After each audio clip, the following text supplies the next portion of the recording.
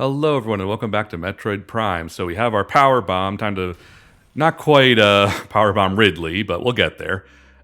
So we have to leave the Space Pirate base, and go back pretty much to the start of the game. At this point, we have to go back, get the grapple beam. Once we've got grapple beam, we then need plasma and X-ray. Then we come back here and get the face-on suit. And X-ray visor. We also got to get the X-ray visor as well. I mean, that's right next to grapple beam anyway, so... Yeah. I mean, that's right. Yeah, as we were talking about earlier, that this is genuinely, like, the part of the game I don't like the most. Because I find this place the most exhausting to traverse through, because it requires a lot of backtracking.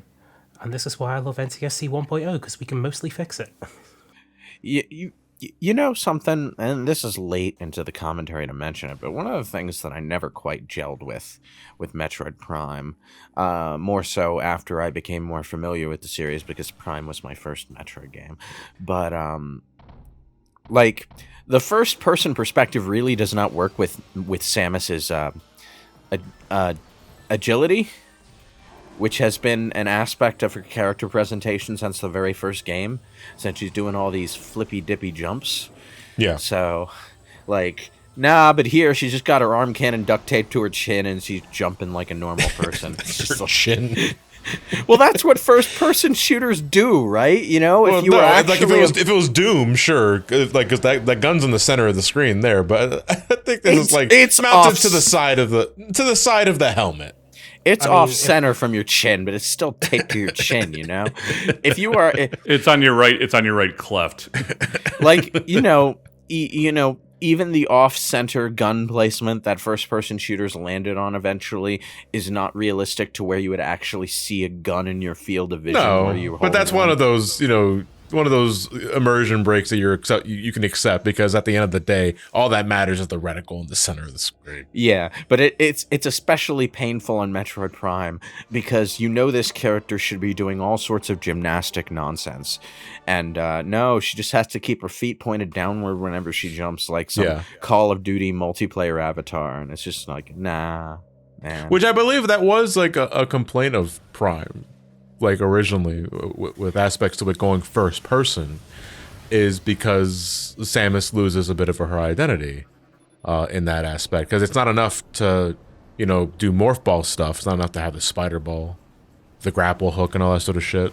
No, it's like you do miss that aspect of athleticism in regards to her acrobatics and wall jumping. Yeah, you don't get that in this. And I feel like with Metroid Dread in particular, so recent in people's memories, that I get the feeling people are going to be feeling that again once Prime 4 comes out, To be fair, I think starting with Prime 2 and beyond, they do emphasize it a little more. We were talking about the screw attack earlier, and that has its problems, but that is a more fantastical way of showing off Samus's athleticism. Prime 3 allowed you to grab ledges like you could do in Fusion and Zero Mission. Yeah, but that's not really the same thing. Like, no, those are honestly, but it's more than just like planting 2 feet on the ground and jumping, Yeah, I feel like the most that a first-person Metroid game will ever be able to do in terms of capturing athleticism and acrobatics would be to, I don't know, maybe implement some of the animation work that I would associate with Mirror's Edge. Mirror's Edge. I was about to mention Mirror's Edge myself. Do you think do you think they could incorporate parkour into a Metroid Prime game and make it work? If they gave Samus a transforming arm cannon that could become an actual hand, maybe. I see them doing... No, actually, you'd say that. I would think that they would bring in the magnetic rails of Dread, and like you can just parkour off those. Dude, the magnetic rails in Dread were so much fun. Yeah.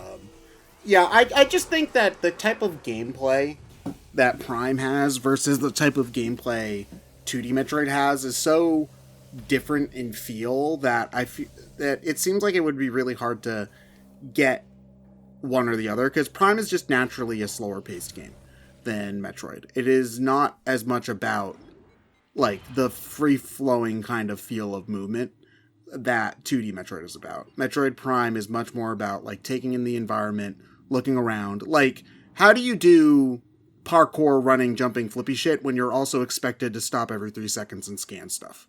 Like, those systems do not interact at all. They're meant to do different things. Maybe, but like there is something to be said for the feel of the character in motion. It's like keeping that feel doesn't necessarily mean keeping the same flow.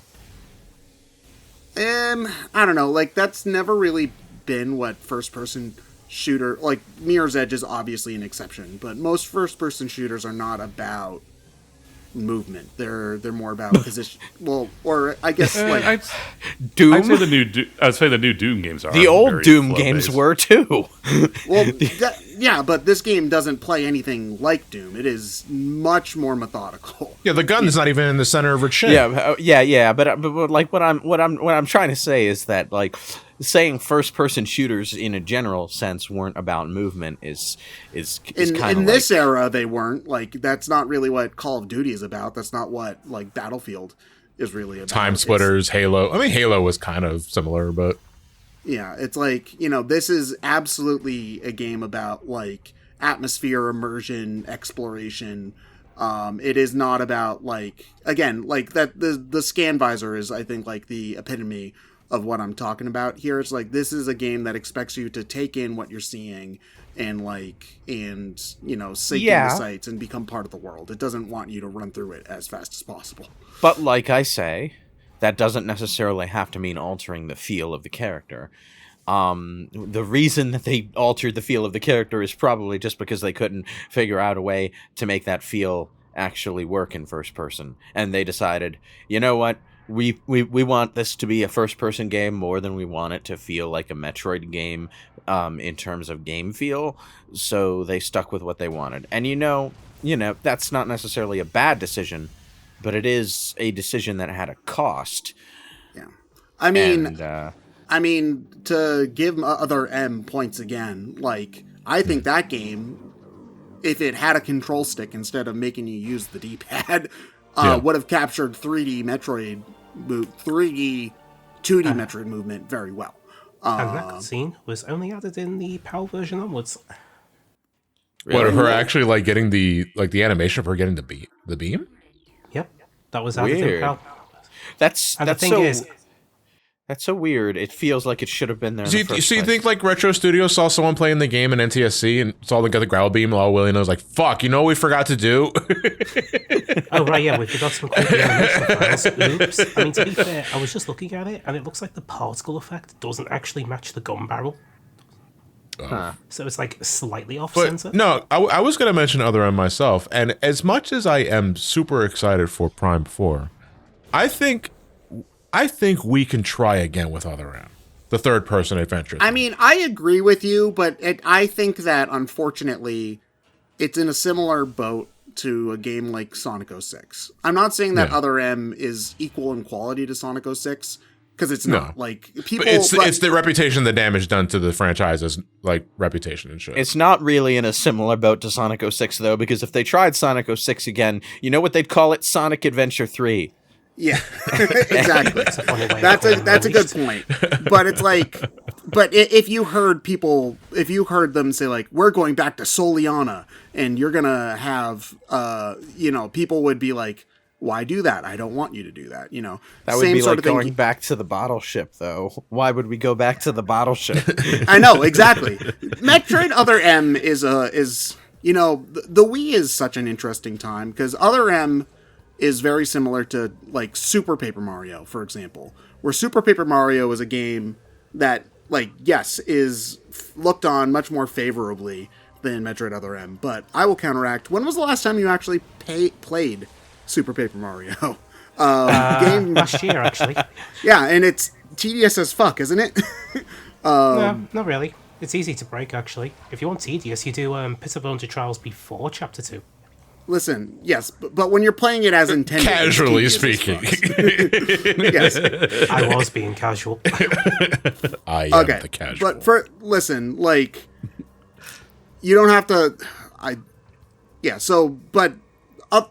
I had a point. What was my point? Goddamn. Oh, I had a point. The part of the Wii being a super experimental time for Nintendo means that like some experiments are failures. Sorry, experiment. I see how it is. No, it's fine. Yeah. It's fine. Yeah. Some experiments are failures, and like there's stuff in Other M that I think is legitimately really cool. Like I think a very action-oriented take on Metroid could be a lot of fun. Like I think like the dodging stuff in Other M is really cool.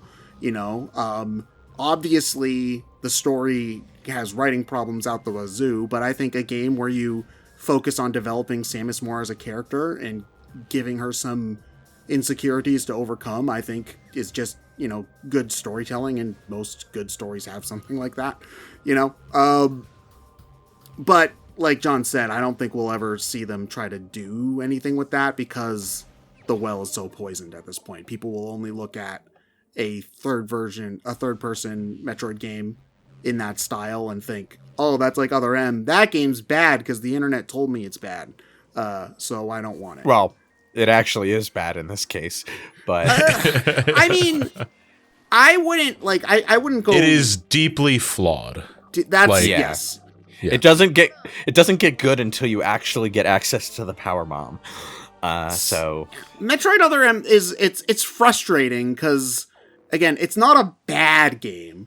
Like I think that if you think that Other M is a bad game, I would disagree with you. I would say that it's an exaggeration. No, I can, like, push comes to shove, I can play Other M just fine. And I think it's a more than playable third-person adventure, which is why I would like to see another attempt with gameplay and story integration that is not fucking dog shit.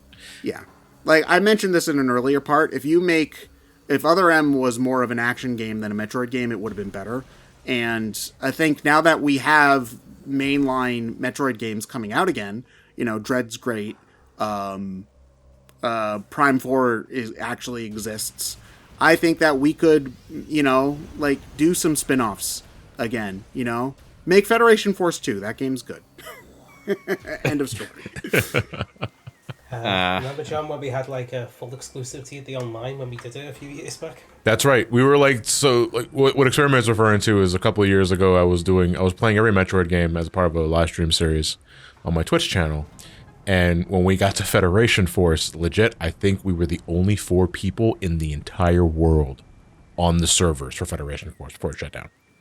That's not surprising, honestly. Like, Bear in mind, those servers are technically region locked, so I actually had to get creative in accessing the US version. man, I think like the only thing we couldn't do was play Blast Ball. you couldn't play so, Blast yeah. Ball? Yeah, we couldn't play Blast Ball. huh. You know, if only it was all as easy as getting the event Pokemon in Gen 5. You know, it's just like, okay, I'm just going to type in McDonald's Wi-Fi into my DS, and oh, it thinks that I'm at a McDonald's for this event. Sweet. Wait, it actually only checked the Wi-Fi name? It's The DNS DNS. ID. It's slightly more complicated than that, but to speak plainly, yes, it only checks to see if that you are at that place where it thinks that you're at that place where that event happened, and then it will let you you do it. And it only easily works if you're on a DSi or a 3DS. If you're on the original DS, yeah, good luck setting up that connection without any security. Yeah. Nice try, Okay. human. But we know you're supposed to be looking at this from McDonald's and not Mickey D's.